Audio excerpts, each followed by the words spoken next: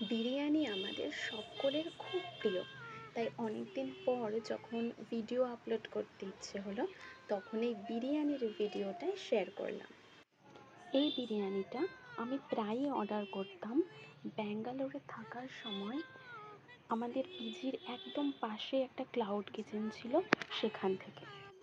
Address, phone number আর মেনুও আমি ভিডিওতেই share করেছি, পজ করে দেখে নিও।